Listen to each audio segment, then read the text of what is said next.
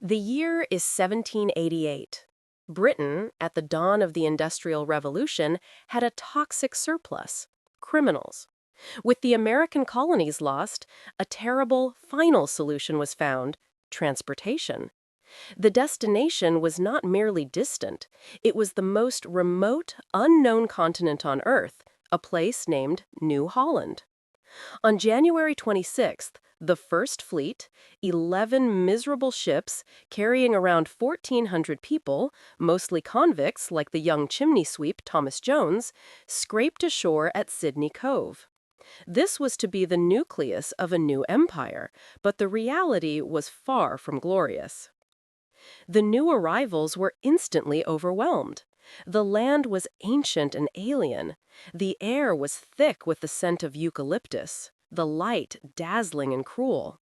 It was an inverted world, devoid of the familiar comforts of England. But they were not alone.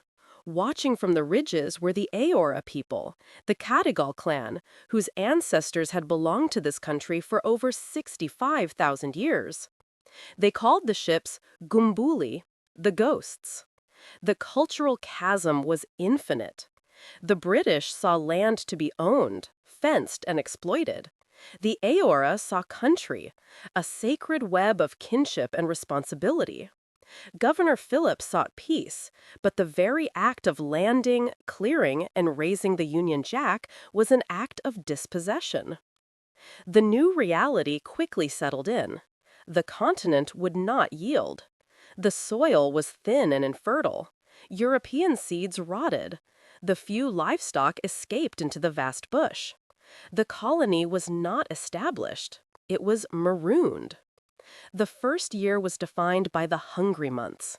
Rations were slashed to a near starvation level, barely a pound of salted meat and flour per person per week. Convicts and officers alike faced famine.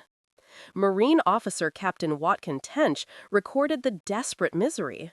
Sickness increases rapidly, and the poor wretches, driven by hunger, are resorting to the most desperate measures.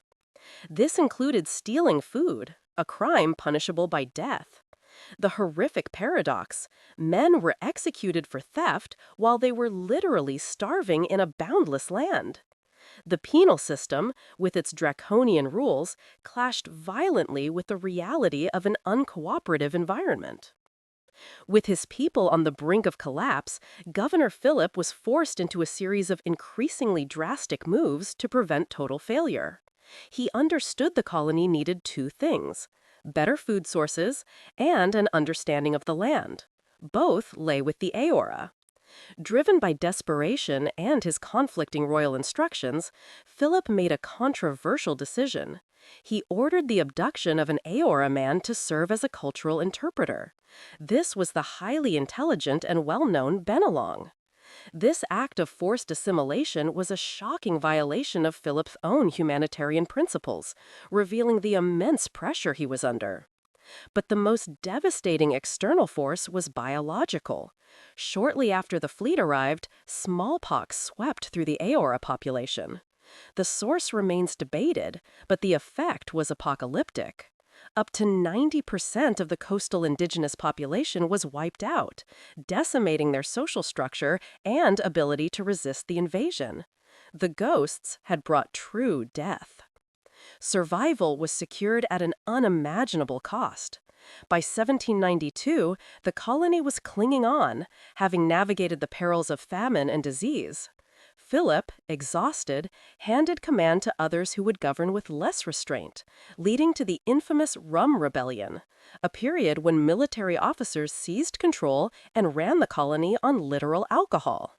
But out of this brutal foundation, a new society slowly began to emerge. The first generation born in the colony, the currency lads and lasses, were distinct. They were hardened, resourceful, and knew no other home. Their loyalty was not to England, but to this strange, beautiful, and unforgiving continent. The story of Australia's genesis is not one of gentle settlement. It is a chronicle of astonishing failure and brutal adaptation, a testament to the unyielding spirit of survival, built on the chain-weighted backs of the exiled and, tragically, at the existential expense of the continent's first people. This was the fatal shore. This was the unauthorized beginning of Australia.